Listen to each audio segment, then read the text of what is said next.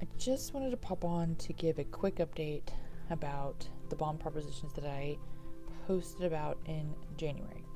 There were 4 bond propositions that I kind of talked about and gave a little bit of background on. And they were voted on tonight during the city council meeting to place them on the ballot for election May 1st of 2021. This is the joint election with the school board, the city council, and I think there's the water board also. Let's talk a little bit about what happened tonight.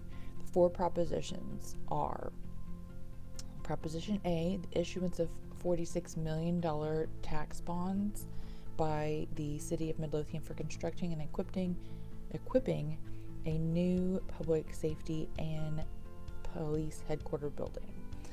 This would be on the same place as the current building, and they would basically continue to stay in the same building while they built another police station, and then they would tear down the old one and move into the new one.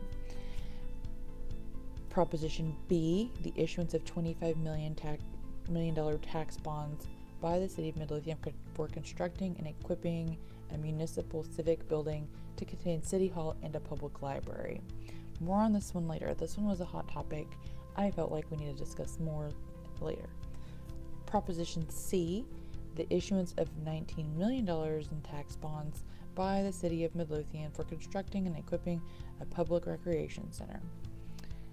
Proposition D, the issuance of $35,575,000 in tax bonds by the city of Midlothian for street and road improvements. In order to understand what's going on with these tax bonds, we really need to know how we got there.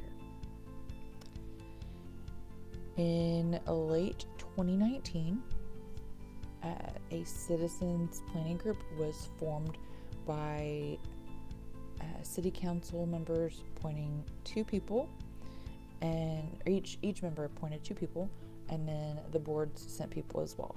This created a group of approximately 30 to 40 people who met 5 times in 2020 to discuss the current state of the city, where we're projected to be, and where we would like to be, and then collaborating with city staff, city council, and boards and citizens all together to develop and create these bond packages.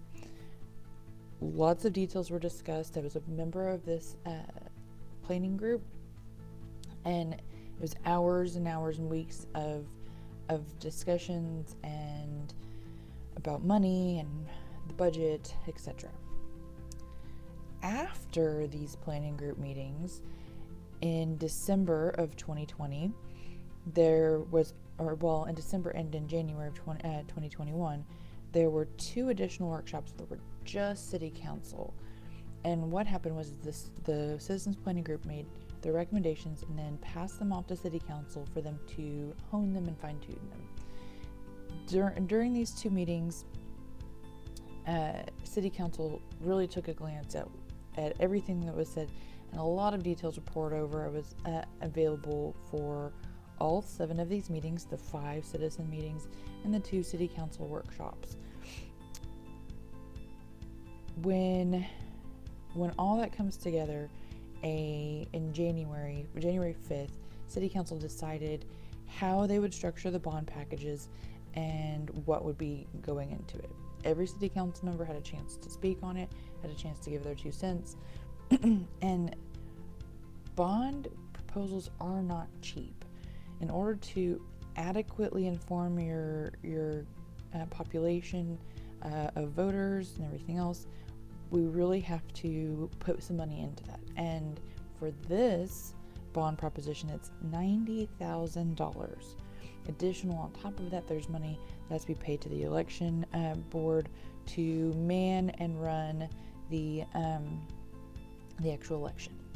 Well, remember when I was talking about Proposition B?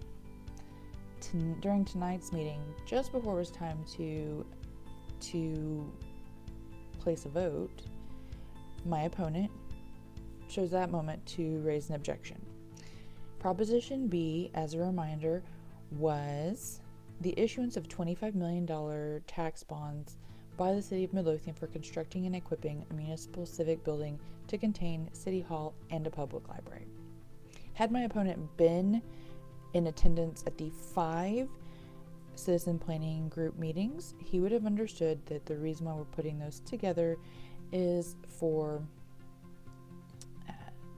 really to be conservative with our land use, to be conservative with our capital resources, as well as to make sure that both of those bond packages do well in front of the public. If a bond fails, a city cannot fund that failed bond proposition for another 3 years by any other means but another bond proposition, which we just discussed are quite costly. The reason why I disagree with my opponent in this case is simply because uncoupling those two does not reflect the spirit of collaboration between your citizens and city council. These 30 to 40 citizens gave their time, their energy, and really a lot of thought into how they would best represent the city in a lot of very coordinated discussions.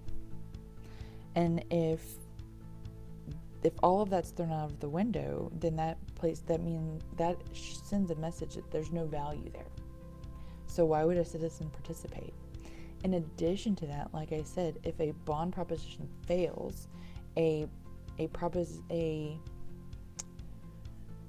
capital improvement or whatever was on the bond package cannot be funded for another 3 years.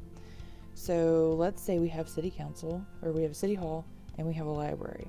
We have these together and they pass, then they get built. It doesn't matter if you liked city hall or if you liked the library. If you voted for both of them, then so be it. If they get separated and they're still supposed to be built together, let's say that City Hall fails, but the library passes. City Hall is really the building that the library is just cohabitating with. Where are we going to put the library? We just came off of a large bond package for Community Park that went over budget. We had over 8 meetings beyond design and engineering to go over funding and what we would do to make that happen. And we had angry citizens on both sides. What would the optics of a failed city hall but a passed library be when we don't have the land to put it on? And honestly, a library by itself is going to cost more than what was proposed in the bond package. Does it look like city council knows what they're doing, or does it look like perhaps again there was a fumble in funding?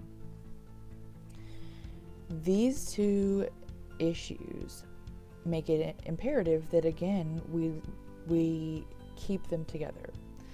And Clark Wycliffe really made a very good point when he said if we separate them and City Hall does not pass, then we will struggle to find a place for it, because we won't put it where we intended to put City Hall, and we'll eat up a lot of the $5 million real quick in dirt costs. He's absolutely right. Land is not cheap right now, especially in a post-COVID world. At the end of the night, the bond propositions passed 5-2 with 2 dissenters. Ted Miller and Hud Hartson opposed the propositions as presented from the Citizens Planning Group. I'm grateful our city is not led by a yes-man council, but at the same time, I am grateful for that spirit of citizen collaboration and citizen voices that were heard tonight.